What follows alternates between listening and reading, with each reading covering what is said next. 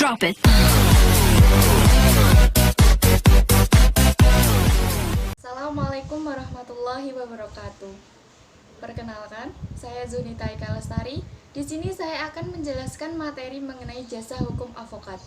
Dalam Undang-Undang Nomor 18 Tahun 2003 tentang avokat, dalam pasal 1 menyatakan bahwa avokat adalah orang yang berprofesi memberi jasa hukum di dalam maupun di luar pengadilan yang memenuhi persyaratan tertentu berdasarkan undang-undang yang berlaku.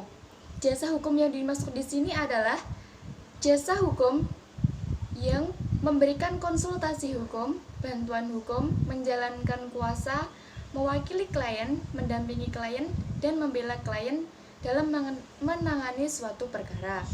Sedangkan tugas seorang avokat adalah membela kepentingan masyarakat dan membantu kliennya dalam menghadapi persidangan di pengadilan yang akan ia lakukan. Dan seorang avokat sebelum dalam menjalankan tugasnya harus disumpah terlebih dahulu sesuai dengan kepercayaan agama masing-masing. Selanjutnya, sejarah avokat di Indonesia. Sejarah avokat di Indonesia dibagi menjadi 3 zaman, yaitu yang pertama pada zaman pemerintah Hindia Belanda. Pada zaman ini, para pihak yang berperkara diwakilkan kepada seorang prosecutor, yaitu seorang ahli hukum yang sudah mendapatkan perizinan dari pemerintah dan sudah harus mengetahui proses hukum acara di pengadilan. Dalam pasal 186 dan 192 RO dinyatakan bahwa seorang avokat bersama prosecutor harus diangkat oleh Gubernur Jenderal yang telah memenuhi syarat tertentu, yaitu warga negara Hindia Belanda, harus sudah doktor dan sudah magang selama 3 tahun. Ia pun juga harus lulusan dari Universitas Negeri Belanda atau RHS di Jakarta, diangkat oleh Gubernur Jenderal dan lulus ujian mata kuliah hukum perdata, hukum pidana, hukum dagang, dan hukum tata negara. Keberadaan avokat pada zaman Hindia Belanda ini sangat membantu dalam proses beracara di pengadilan kepada kliennya. Karena pada zaman pemerintah Hindia Belanda ini sangat sulit untuk menjadi seorang avokat. Selanjutnya pada zaman bala tentara Jepang. Zaman ini sangat berbeda dengan zaman Hindia Belanda. Itu terlihat dengan adanya pemberian hak sama kepada pribumi maupun orang-orang Belanda di muka pengadilan, di mana sebelumnya adanya perbedaan perlakuan di pengadilan antara golongan Eropa dengan golongan pribumi asli Indonesia. Pengaturan yang dilakukan oleh bala tentara Jepang yaitu mengenai susunan dan kekuasaan pengadilan. Adapun peraturan tersebut mengenai pengadilan tingkat 1 atau pengadilan negeri disebut dengan Tihohoin. Dan untuk perkara tingkat kedua disebut dengan Kotohoin. Dengan demikian, menyangkut keharusan adanya perwakilan hukum bagi penduduk Eropa oleh seorang prosecutor di mana pengadilan tidak lagi diperlukan. Jadi, seseorang diperbolehkan secara bebas untuk mewakili dirinya beracara di muka pengadilan. Selanjutnya pada zaman Republik Indonesia atau zaman kemerdekaan. Setelah kemerdekaan Republik Indonesia, kondisi pengacara Indonesia sebagaimana ditemukan pada zaman penjajahan Belanda terus berlanjut akibat pilihan konstitusinya, yaitu dalam pasal 2 Aturan Peralihan Undang-Undang Dasar 1945 yang menyatakan bahwa segala badan negara dan peraturan yang masih ada langsung berlaku selama belum diadakan yang baru menurut Undang-Undang Dasar ini. Dalam peraturan sebelumnya masih berlaku termasuk menyangkut avokat. Pengaturan ini sama dengan apa yang dikeluarkan oleh pembesar bala tentara Dai Nippon atau Jepang yang masih memberlakukan hukum peninggalan zaman Hindia Belanda. Selanjutnya pengangkatan avokat.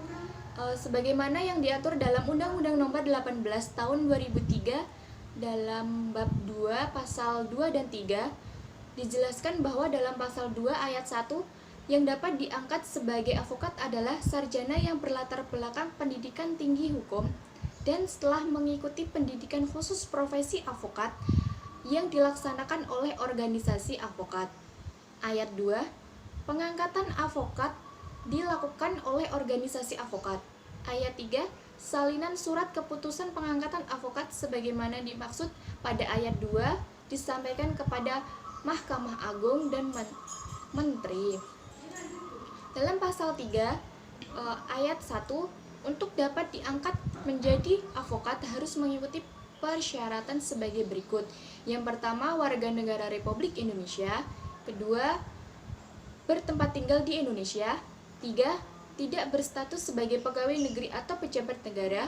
4, berusia sekurang-kurangnya 25 tahun.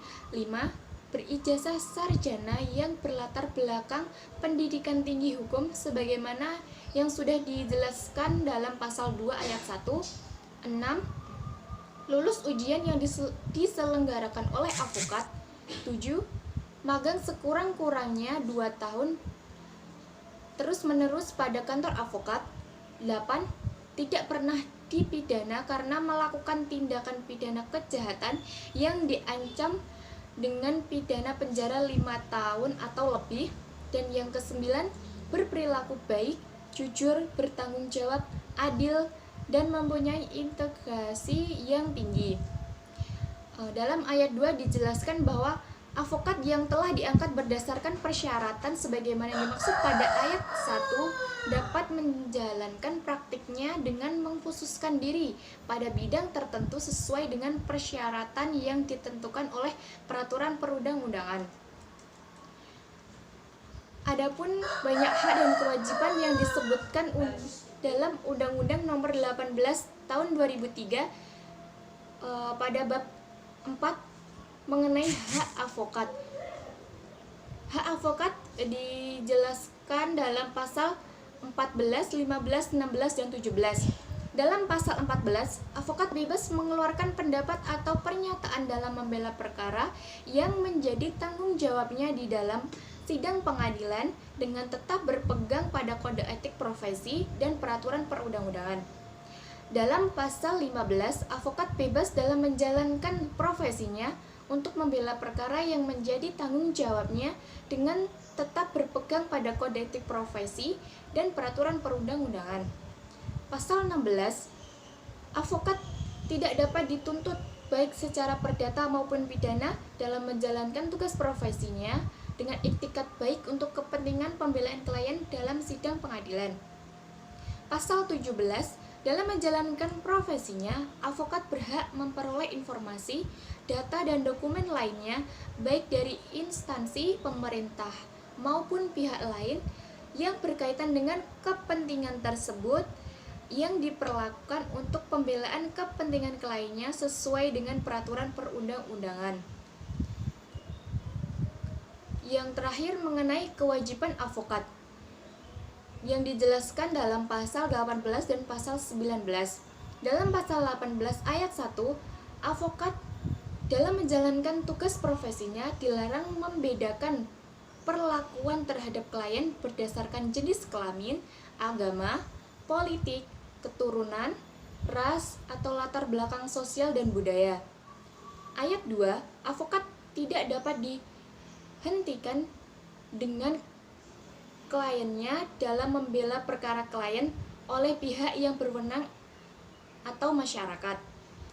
Sedangkan dalam pasal 19 ayat 1 dijelaskan bahwa avokat wajib merahasiakan segala sesuatu yang diketahui atau diperoleh dari kliennya karena berhubungan dengan profesinya, kecuali ditentukan lain oleh undang-undang.